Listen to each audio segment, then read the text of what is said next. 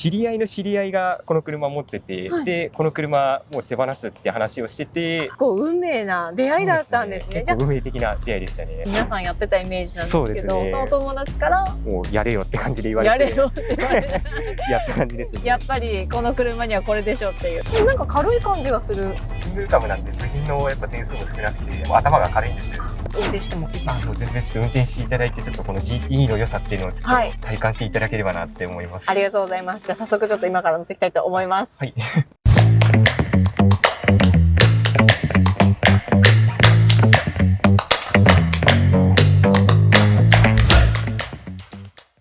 皆さんこんにちは。本日のボーイズ&ウィールズ TV は私ナビゲーターの陽子が日産スカイライン GTE タイプ X とそのオーナーさんと一緒にお届けしていきます。早速ですがお名前は？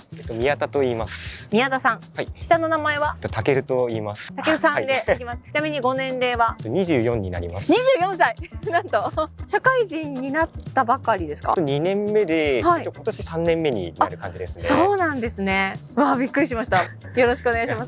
ちなみにご出身はどちらなんですか？東京になります。で、今働いているところも東京。働いてるのは栃木になります、ね。栃木？はい。ちなみにご職業は？車の内装部品の設計をやっています。ちなみにどんな部品設計されてるんですか？主にやってるのがこのインパネの部品の設計をやってますね。内装のところのインパネ付近の設計をご自身で図面とか書いたりしてやってる。私たちもしかしたらたけるさんのデザインした車に乗ってる可能性も今後出てくるかもしれないなっていう、すごく楽しみにしてます。ちなみにその部品を今設計するって言ってたんですけど、それはなんかどこかで学んだりとかしたんですか？学校でそういう設計の勉強をしていたので、そうですね、そこで一応勉強してました。学校はそういう専門の学校なんですか？整備とあとその設計もどっちも学べる学校があったので、そちらに行ってました。それは東京だったんですか？埼玉でしたね。差し支えなければ学校名を教えてください。ホンダテクニカルカレッジ関東っていうホンダの学校の方に行かれてました。じゃあホンダ系で学んで、でも乗ってるのはそうですね。ずっと日産の車が好きだったんで。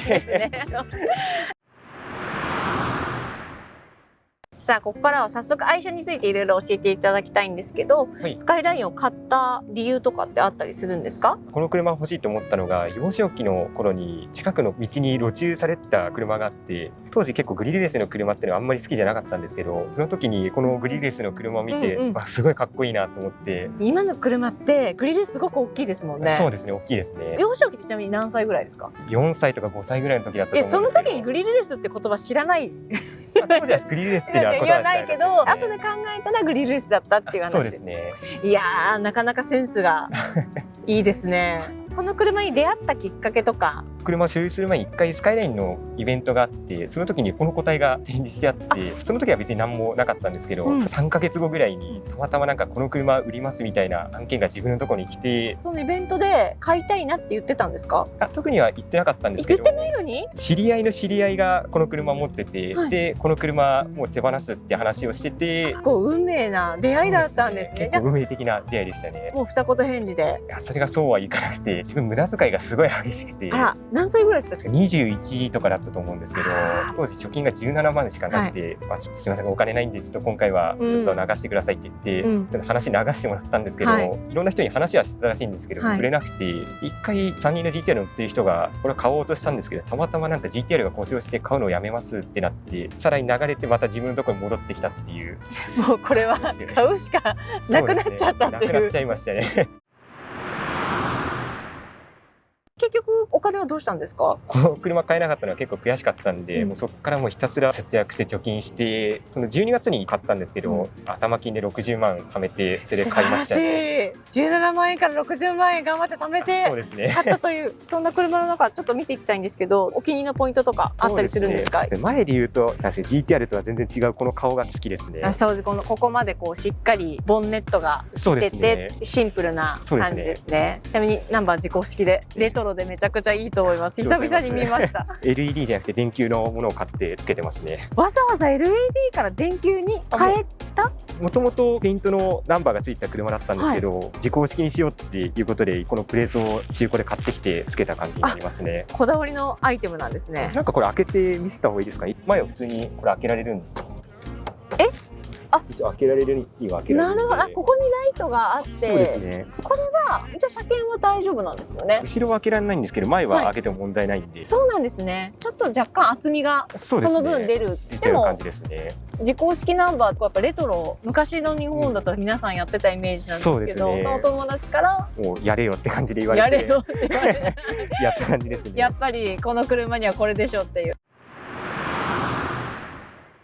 もう一個気になるのがこのコーナーポールなんですけど、はい、これは日産って書いてある。日産純正で、これもう3人専用のコーナーポールになりますね。3人専用のコーナーポールなんですね。ここまではもう汎用なんですけど、この裏のステーが R3 人専用のものになっているんで、これは本当純正部品で、これは最初からついてたんですか？これついてなくて、純正オプションでずっと欲しいなと思ってて探してたもの。ずっと欲しいなって思ったんですか、コーナーポールが。そうですね。色は一応緑に光りますね。夜緑に光るんですね。じゃあこれも光る、あ、そうですね。アイテムで。はい。ちなみにコーナーポールの本来の使い方というか、この前の見切りを分かりやすくするための目印的なものですかね。そうですよね。自公式ナンバーもそうなんですけど、本当当時これつけてる人めちゃくちゃ多かったじゃないですか。当時の流行りみたいなところをしっかりレトロな感じでまとめていただいていいかなと思います。ありがとうございます。早速側面もちょっとね、突っ込みどころがめちゃくちゃあって、すごいいいタイヤ入ってますね。ブリヂストンのに入ってるホイールがこれまたレトロですね。リッシュのホイール久々見ました。お気に入りポイントですか？そうですね。これ何インチですか？14インチになります、ね。14インチ？この GTE っていうグレードとその下の GXI っていうグレードは14インチのホイールになってます。ホイールは変えようとか思ったことなかったんですか？たまにホイールは変えてて、14インチのキャップ、これ一応後期のキャップなんですけど、これホイールキャップなんですね。あ、そうですね。ホイールキャップなんですよね。じゃあホイール変えてるってことはもうセットで持ってて、ところによって変えたりとかはしますね。そこも結構おしゃれを楽しまれてるんですね。そうですね。結構ホイールキャップが好きなんで、そうですね。珍しい。みんなホイールキャップ嫌だって言って普通のスポークのホイールに変えたりとかするんですけど、わざわざやっぱりホイールキャップを選ばれるところがさすがです。たけるさんセンスがいい。もともとこれアルミのホイール入ってたんですけど、逆にアルミのホイールをキャップに変えちゃったんですか？変えたって感じですね。なかなかいないと思います。このタイプのパターン初めて見ました。皆さん逆にアルミに変えたいって言って。確かにそっちの方が多いですよね。そうやるんですけど、いいですね。この細いピラーがまたレトロですごく可愛い。一応ピラーですよね、これ。あ、ちょっと開けても大丈夫ですか？はい、大丈夫です。音もすごくレトロでいい。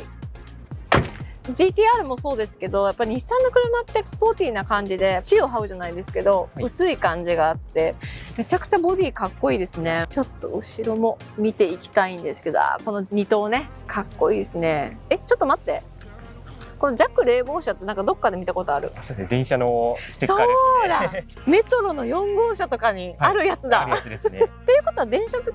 結構電車も好きですね。乗り物好きなんですか？そうですね、乗り物結構全般好きですね。ラジオの懐かしいエンジンかけるとピューって出てくるやつですよね。これでラジオも聞かれてるんですか？聞きたいなと思ってるんですけど、デッキが壊れてちょっとまだ聞けてないんですよ。じゃあ出てくるだけになっちゃう。そうですね。じゃあちょっとぜひそこは直していただきたいと思います。運転してもいいですか？もう全然ちょっと運転していただいて、ちょっとこの GTE の良さっていうのをちょっと体感していただければなって思います。改めてめちゃくちゃレトロっていうか、エンジンの膨れ上がりをなんて言うんだろう、これシュワーンとしてるレトロっていう、伝わるかな？気持ちいい。結構3000ぐらいまで回した時は結構気持ちいいですね。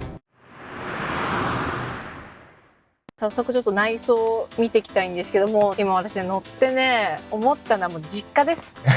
落ち着く、すごくここ居続けられますっていうぐらい、ちょうどポカポカであったかいんですけど、めちゃくちゃ気持ちいいですね。なんか乗っててどうですか？すごい落ち着きますね。やっぱりこの落ち着きポイントをちょっといくつかピックアップしたいんですけど、このレトロなレースよ、もともとついてたんですか？もともとついてて、一応これイベント用っていう名目で使ってるレースカバーになりますね。普段は使ってない？普段はそうです。これと別に R32 のそのレースカバーが2種類ありまして、こっちが当時15000円ぐらいした高い方のレースカバーなんですけど、それとは別になんか8000円ぐらいの安い方のレースカバーが設定されてて、そちらも持ってるので、そちらをいつも普段使いのレースカバーとお出かけ用のレースカバーがあるんですか？そうですね。ちなみにこれマニュアル車なんですね。そうですね。5速マニュアル、どうですかマニュアル、乗ってみたいなとは思ってるんですけど、運転してもいいですか？全然ちょっと運転していただいて、ちょっとこの GTE の良さっていうのをちょっと体感していただければなって思います。ありがとうございます。じゃあ早速ちょっと今から乗っていきたいと思います。はい。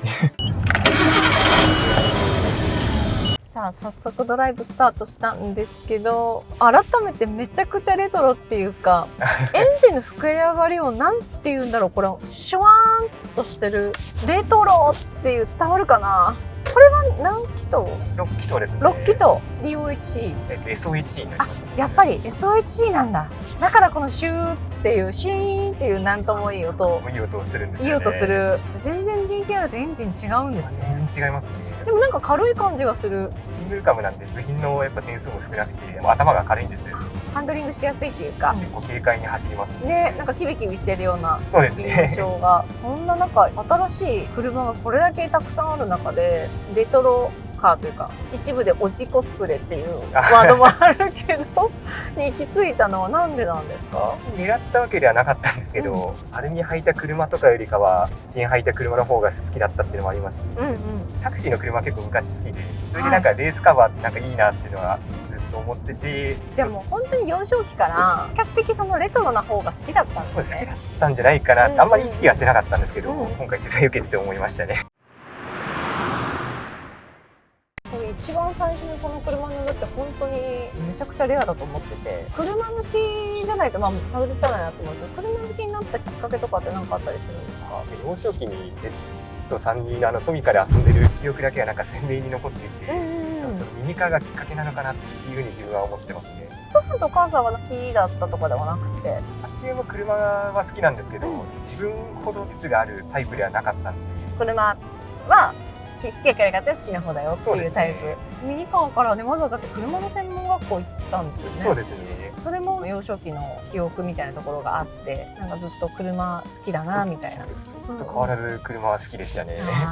ちなみにこの車買って、なんと手にしました。で、なった時に一番最初に持った印象とかってありました？初めてこの車乗って自分マニュアル乗るのが教習所以来初めてだったんですけど、トルクのあるエンジンで乗りやすくて、思ってたよりもなんか乗りやすい車だなっていうのは軽快に走るなっていうのはそうですね、ありましたね。じゃあ結構長く乗っていきそうだなっていうような。そうですね。乗ってっても全然疲れないですし、なんか長距離のドライブとかもすごい楽しめる車なんで。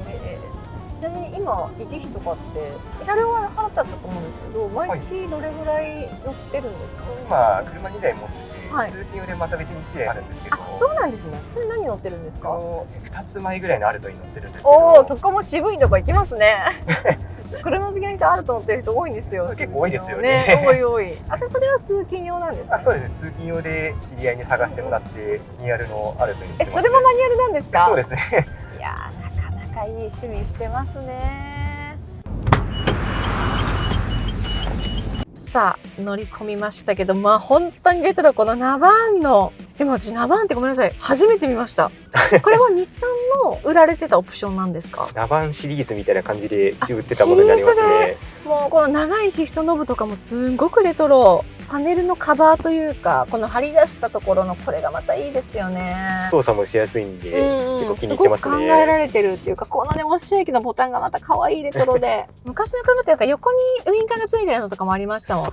ハザードランプここなんだ。すごくやりやすい。やりやすいですね。やりやすいですよね。さすが日産さん考えられてるなっていうところで。じゃあちょっと早速運転させてもらってもいいですか？ぜひお願いします。じゃあ安全運転で参ります。おー、軽くていい。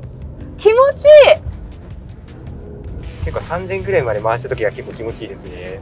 わあ、すごい。おお、結構パワーあります。っていうか車両がやっぱり軽いから合成も感じるんだけど、車両も軽いからほんとキビキビきますね。全然振ってない。低速やっぱトルクが結構あるんで、出だしがすごいいいんですよね。すごくいい。これね、乗ったらめっちゃ欲しいかも。今ちょうど私は4入ってて2000回転なんですけど、全然でブレーキもすごく効くし、この辺やっぱり整備しっかりしてるからかな。めちゃくちゃいい車ですね。本当いい車ですね。これ乗らないとわかんないや。レトロとかじゃないかも。車として乗りやすい。あと乗ってて楽しい。走って楽しい車ですね。楽しい。コーナリングも不快感がない。ちなみに、はい、今乗ってどれぐらいなんですか？乗って今年で3年目になろうとしてるところですね。3年の中でエピソードとかあったりするんですか？ GT だけを集めたミーティングっていうのをやってるんですけど、2年ぐらい前ですかね。その GT って4バリエーションぐらいあるんですけど、まず一応前期の GT があって、で後期になって特別仕様車が追加されていて、GT タイプ X と GTESV っていうのと GT タイプ XV、GTEV セレクトの60周年アニバーサリーっていうのが5種類ですかね。じゃあ5種類が GT シリーズっていうのがあって、そうですね、それのファンミーティング。そうですね、まあほぼミーティングなんですけど、それ年に何回ぐらいあるんですか？年2回やろうとしてるんですけど、去年ちょっと忙しくて1回しかできてないんですけど。できてないってことは主催？自分が主催ですね。そうなの？すごいめちゃくちゃ行動力ある。何台ぐらい集まるんですか？大体なんか6台ぐらい集まること多いんですけど、去年9台ぐらい確か GT が集まりましたね。すごいレトロな車で、またやっぱ若い世代ですか？やっぱ自分とちょっと上の人と、当時から乗ってた人と、あと自分の年下、2つ下ぐらいの子が2人ぐらいいますね。年下もいるの？年下もいますね。すごいな。でもやっぱり今まことしやかにレトロな車が今若い子なんで流行ってるらしいよって聞いて、それ言ってるだけでしょって思ったら本当なんですね。本当ですね。やっぱセダン人気あるんだ。でやっぱその楽しい思い出みたいな、やっぱそのご自身で出産したミーティングみたいな。やっぱもう GT ってあんまり現存も残ってないんですけど、やっぱあんなに大事にしてる車なかなか難しいかもしれないですね。そうですね。残ってないグレードの中で一応全種類集められたっていうのが結構自分の中で嬉しいポイントでしたね。確かに全コンプリートして9台集めたぞと。はい。今年はいつやるんですか？今年も本来であれば5月ぐらいにやる予定だったんですけど、9月あたりにちょっとやりたいなとは思ってるんですけど、皆さん9月あたりに GT のミーティングやりますのでぜひこのチャンネル見てる方いたらぜひぜひインスタで募集してる？インスタとあとツイッターでやってますね。インスタとツイッターで募集しますのでよろしくお願いします。概要欄に貼っといてもらえると嬉しいな。でそしたら全国の人がやっぱ見てるからどんどんそういうところで行ってほしいなっていうのもあります。目標としては30台ぐらい集めて、じゃあ30台目標なのでぜひよろしくお願いします。